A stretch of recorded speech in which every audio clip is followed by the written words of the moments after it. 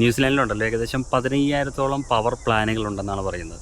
അതായത് ഓരോ പവർ കമ്പനികളും പ്രൊവൈഡ് ചെയ്യുന്ന വ്യത്യസ്തമായ പ്ലാനുകൾ. ഇത്രയും 15,000-ഓളം പവർ പ്ലാനുകൾ ഉള്ളൊരു സാഹചര്യത്തിൽ നമ്മൾക്ക് വേണ്ടതെന്ന് ഉദ്ദേശിച്ചത് നമ്മൾക്ക് ബെനിഫിറ്റായിട്ട് തോന്നുന്ന ഒരു പവർ പ്ലാൻ തിരഞ്ഞെടുക്കുക എന്ന് പറയുന്നത് ഈസി ആയിട്ടുള്ളൊരു ടാസ്ക് അല്ല. നിലവിൽ നമ്മൾ ചെയ്യുന്ന ഒരു കാര്യമെന്ന് പറയുന്നത് നമ്മളുടെ ഇലക്ട്രിസിറ്റി ബില്ലിൻ്റെ 1-2 മാസത്തെ ബില്ല് നമ്മളുടെ പവർ സ്വിച്ച് ചെയ്യാൻ ആഗ്രഹിക്കുന്ന പവർ കമ്പനിക്ക് നമ്മൾ അയച്ചു കൊടുത്തിട്ട് അവരത് മാനുവലായി തന്നെ ചെക്ക് ചെയ്ത് ഒരു ആവറേജ് കൺസപ്ഷൻ ഡേറ്റ, നമ്മളുടെ യൂസേജിൻ്റെ ഒരു ആവറേജ് ഡേറ്റ എടുത്തിട്ട് നമ്മൾക്കൊരു പ്രൈസ് തരികയാണ് ചെയ്യുന്നത്.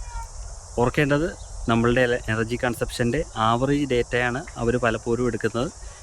ആക്യുറേറ്റ് ആയിട്ടുള്ള ഡേറ്റ അല്ല. അങ്ങനെ ആക്യുറേറ്റ് ആയിട്ടുള്ള ഡേറ്റ അല്ല എടുക്കുന്നതെങ്കിൽ നമ്മൾക്ക് മാർക്കറ്റിൽ നിന്നൊരു ബെസ്റ്റ് ഡീല് കിട്ടാനായിട്ടുള്ള സാധ്യത വളരെയേറെ കുറവാണ്. മാത്രമല്ല ടൈം കൺസ്യൂമിങ് ആയിട്ടുള്ളൊരു പ്രോസസ്സാണ്. കാരണം നമ്മളുടെ പവർ ബില്ല് അവർക്ക് അയച്ചു കൊടുക്കണം, അവരത് മാനുവലായിട്ട് ചെക്കും ചെയ്യണം. ഇനി ഓപ്പൺ ഇലക്ട്രിസിറ്റി എന്ന് പറയുന്ന ഒരു ആശയം നിലവിൽ വരുമ്പോൾ നമ്മൾക്ക് നമ്മളുടെ ഇലക്ട്രിസിറ്റി യൂസേജ് വളരെ ആക്യുറേറ്റ് ആയിട്ട് അറിയാനും സാധിക്കും.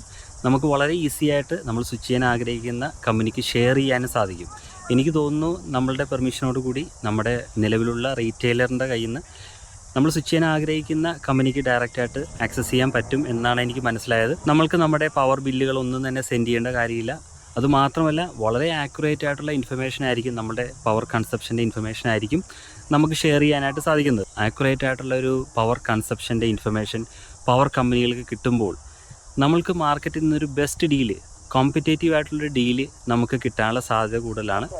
അങ്ങനെ വരുമ്പോൾ നമുക്ക് ആ ഡീൽസിനകത്ത് നിന്ന് നമുക്ക് ബെസ്റ്റ് ഡീൽ തിരഞ്ഞെടുക്കാനുള്ള അവസരമുണ്ട്. പ്രത്യേകമായി നമ്മൾ ഓർത്തിരിക്കേണ്ട ഒരു കാര്യം എന്ന് പറയുന്നത് ഇത് പെട്ടെന്ന് തന്നെ ലോഞ്ച് ആകുന്ന ഒരു കാര്യമല്ല. സെപ്റ്റംബർ മാസമാണ് ഇത് നിലവിൽ വരുന്നത്. ഇത് കംപ്ലീറ്റ് ആയിട്ട് വരാൻ തന്നെ മിഡ് നെക്സ്റ്റ് ഇയർ ആകും എന്നാണ് അറിയാനായിട്ട് സാധിച്ചത്. വൺസ് ഇത് ലോഞ്ചായി കഴിഞ്ഞാൽ മറ്റ് ബെനിഫിറ്റുകൾ എന്തൊക്കെയാണെന്നുള്ളത് കറക്റ്റായിട്ട് നമുക്ക് മനസ്സിലാകുകയുള്ളൂ.